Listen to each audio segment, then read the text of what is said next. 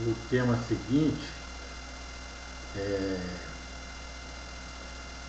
quinto item, política do terreirão, a política e a diplomacia femininas. Como a gente já falou, como eu falei antes, a caverna era um pedacinho assim, ó, um tiquinho no interior da montanha, e o terreirão era a área de coleta, enorme assim. As mulheres saíam com os filhos todos e as meninas, as mulheres, as mães, as avós, os avós, que não eram mais guerreiros, eram considerados mulheres, e os guerreiros em processo de recuperação, que ficaram extremamente irados, anãos e as anãs, né? E os deficientes saíram todos, o grupão lá para coletar. Não tinha nada aquilo deles irem junto com o guerreiro, porque é uma coisa extremamente estúpida, que uma pessoa vai trabalhar e leve a casa junto. E como não fazia, não faz agora, não fazia antes. Ninguém levaria as mulheres e os filhos para serem comidos pelas feras. Então essa coisa de sociedade caçadora-coletora só o era no sentido de que uns caçavam e outros coletavam. 80 a 90% coletavam e 20 a 10% saíam para caçar ou pescar, que é a mesma coisa. Caçar no ar ou na água. Então, a política do terreirão é a política da caverna. A política de viver naquele ovinho que era a caverna, como são as casas hoje, e viver no terreirão. Nos escritos eu já estabeleci que as mulheres, né, já estudei lá, que as mulheres tinham uma memória muito mais ampla. Tem, né? Elas foram criadas pela natureza assim, memória para saber as estações, memória para saber as árvores, memória para saber as árvores e seus frutos, memória para saber o que coletar e quando, memória para guardar em tal ou qual lugar, como elas se lembram de tudo dentro de casa hoje, memória para distribuir quem deve receber o que quando, memória para as doenças e para a saúde, aquelas infinitas memórias delas, para 80 ou 90%. Botar nos escaninhos tudo certinho, como elas guardam as meias e as roupas hoje em dia, e toda aquela enorme carga de bijuterias e faca de panela, isso e aquilo, aquela coisa horrorosa. Daí a memória das mulheres ser estratificada em muitos níveis. E elas saíam com 80, 90%, tinham que saber, tem que olhar uma criança se afastando para lá, tem que manter um pedaço da mente grudado nela, e as outras estão aqui, lembro que eram 10 ou 15 crianças, alguns entrando na fase adulta aos 13 anos, e outros muitos gêmeos, muitos trigêmeos, a quantidade de gente que era escandalosa. E toda aquela gente que saía no terreirão, a gente tinha que olhar, essa está indo para a árvore e tal, aquela está indo pegar coelho, aquela está indo caçar não sei o que lá, aquela está indo, e assim por diante.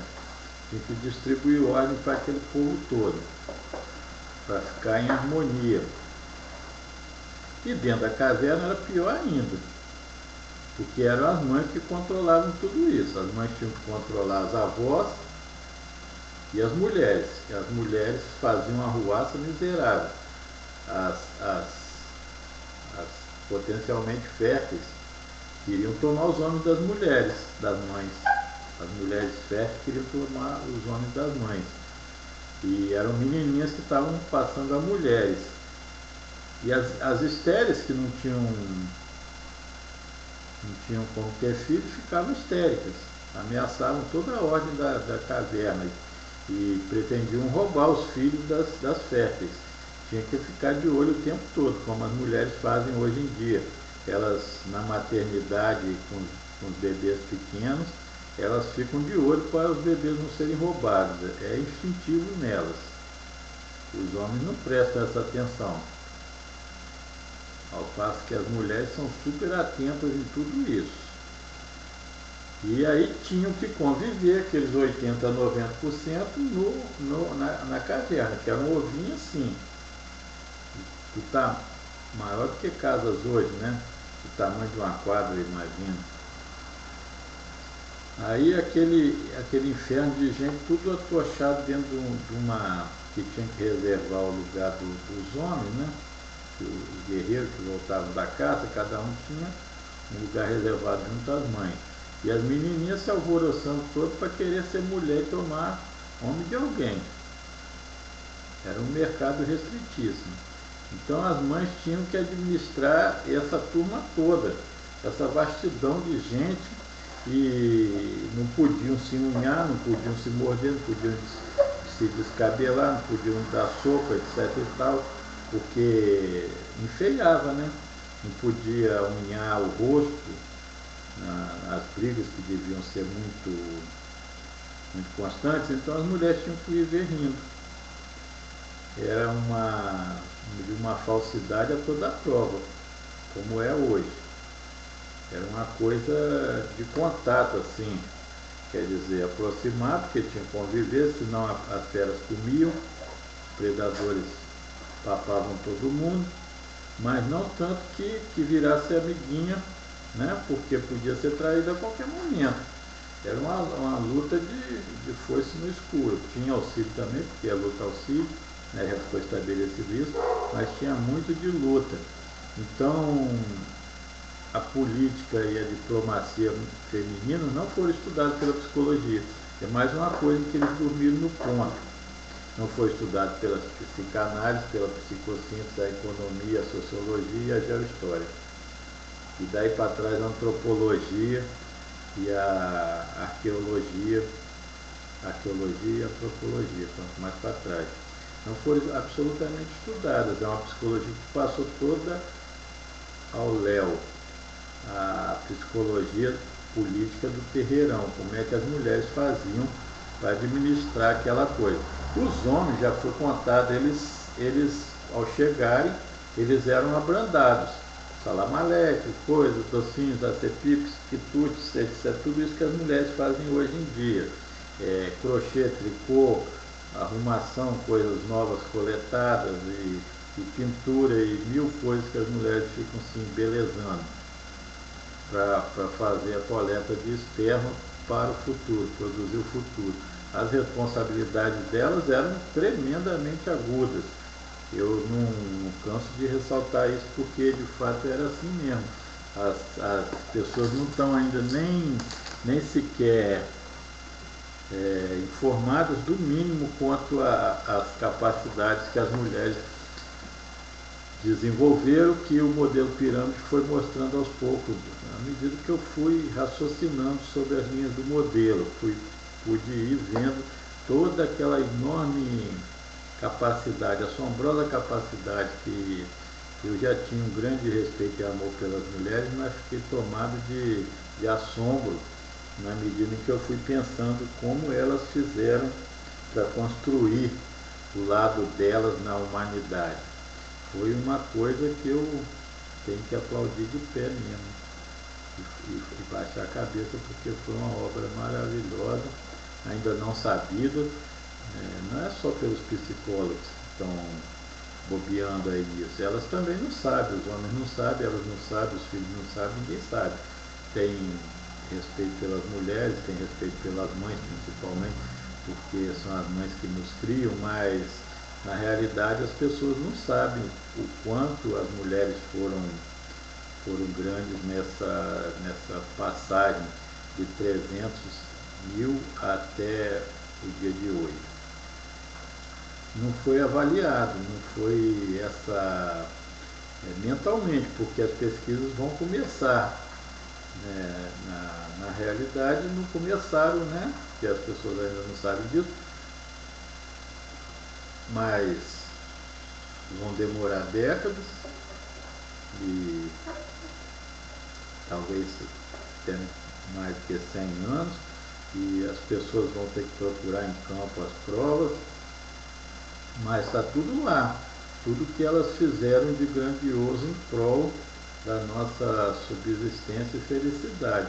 Não foi uma luta fácil, delas com a natureza, delas entre si, porque tinham que botar freios nas menininhas que queriam ser mulheres, nas mulheres que queriam tomar os maridos, nas velhas que tinham que ser alimentadas, nos velhos que ainda mereciam algum respeito, tinham se tornado mulheres, né? Mas ainda eram rebeldes, e nos guerreiros nervosos, o processo de recuperação, batendo em todo mundo por conta de terem sido rebaixados, de terem que ficar acamados. Os guerreiros aprontavam certamente. E aí vinham os guerreiros que tinham ido para a caça, super nervosos, irados, furiosos, como tinham que ser, mas tendo que ser, ao chegar, abrandados. Reduzida essa fúria, essa ânsia deles tinha que ser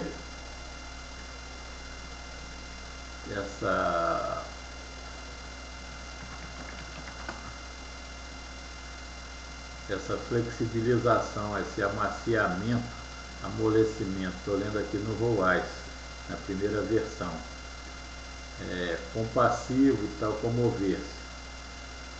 Tinham que ser suavizados, aplacados, atenuados. Então, eles saíam para a guerra, viravam monstros e, ao voltar, tinham que se tornar novamente seres humanos para conviver com as mulheres. Havia uma faixa, monstros, pessoas com as quais se pode conviver. Então, tinha essa faixa aqui, que era o amaciamento, que as mulheres tinham que dizer certas palavras, fazer certos gestos, e isso e aquilo. E então, compare agora esse livro aqui, que eu já citei várias vezes, o relatório da CIA, feito em 2005 para 2025, cheio de erros, uma infinidade deles, muito infeliz em algumas passagens.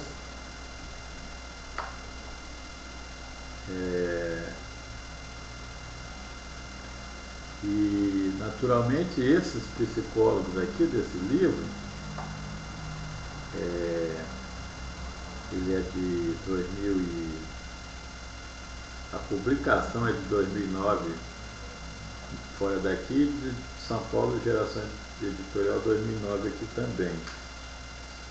E então, tendências globais 2025, o mundo transformado. Diz na página 76, assim: a melhor governança poderia ser um benefício resultante, uma vez que um maior número de mulheres no parlamento ou em posições de governo tem correlação com menor corrupção.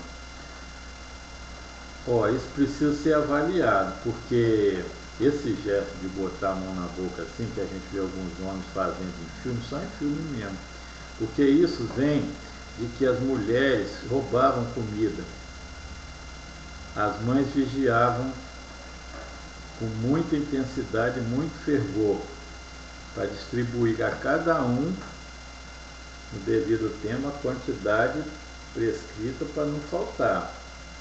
No inverno, no outono e no inverno, quando não se podia colher lá no hemisfério norte, né? E em todo tempo existia o caçador, não era o predador animal que vinha, inclusive os macacos, os primatas vinham roubar os alimentos dos seres humanos. Existia muito maior número de insetos, muito maior número de criaturas de vida. O ser humano não tinha dizimado essa quantidade inacreditável de criaturas, substituindo pelos animais domésticos. Não era isso, se são 30 milhões de espécies, 70% de insetos, existia 21 milhões de espécies de insetos. Eles estavam ali o tempo todo. As mulheres eram guerreiras no sentido delas, de lutar permanentemente pela vida das crianças. E aí as mulheres, as mães, né, que faziam isso, que dominavam a caverna, tudo na caverna era dominado por elas. E as mulheres roubavam comida, daí botar a mão na frente da boca para esconder que estavam mastigando. De maneira nenhuma elas não são ladras.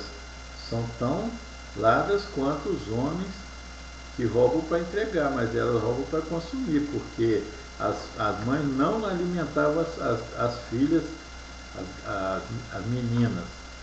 As meninas eram escorraçadas, isso coloquei nos escritos. Elas eram afastadas, vai para lá, não sobrava comida para elas, eventualmente eram mortas, como são até hoje. As mães não queriam competidoras. E aí as mulheres roubavam comida o tempo todo. Elas têm essa propensão de roubar comida. Então, não existe isso de correlação com menor corrupção. O fato é que as mulheres têm medo, esse medo atávico introduzido pelas mães. E elas ainda têm a punição da caverna introjetada. Não eram os homens que administravam essa correção, eram as mães. E elas têm isso introjetado, o medo, o pânico de serem flagradas. Então elas são muito sutis ao roubarem. E ao se tornarem mães, claro, aí mudava totalmente de figura, porque aí elas passavam a vigiar as meninas e as mulheres, especialmente as estéreis, que eram muito castigadas e escravizadas dentro da caverna. E as avós emagreciam, se tornavam pequenas, porque não sobrava comida para elas, meramente era isso. A comida era para os garotinhos. Primeiro os guerreiros, que se alimentavam por si mesmos, quando voltavam eles, em primeiríssimo lugar. E em segundo lugar os garotinhos, depois as mães, depois as mulheres que podiam passar a mães, depois as menininhas, depois as avós e por último as estéreis. Tinha uma graduação alimentar na caverna. Os guerreiros, em processo de recuperação, ficavam depois dos garotinhos. E os velhos, depois, bem lá para trás, mas antes das velhas, porque ambos estavam destinados a morrer, eles eram abandonados. Tão logo que se tornavam velhos, eram abandonados, como nas tribos indígenas e assim por diante. De maneira nenhuma as coisas são como esses autores colocaram. A política do terreirão está certa, existia uma política feminina e uma diplomacia feminina, mas não é essa esperança e essa expectativa de que elas sejam menos corruptas. De maneira nenhuma, o ser humano é o mesmo. O ser humano, a gente tem que aprender a ver uma curva do sino, tanto para homem quanto para mulher. Não se deve ter expectativa 50-50. Homens, 50-50. Mulheres, 50-50. Sempre a mesma coisa, não tem isso de uns seres melhores do que os outros.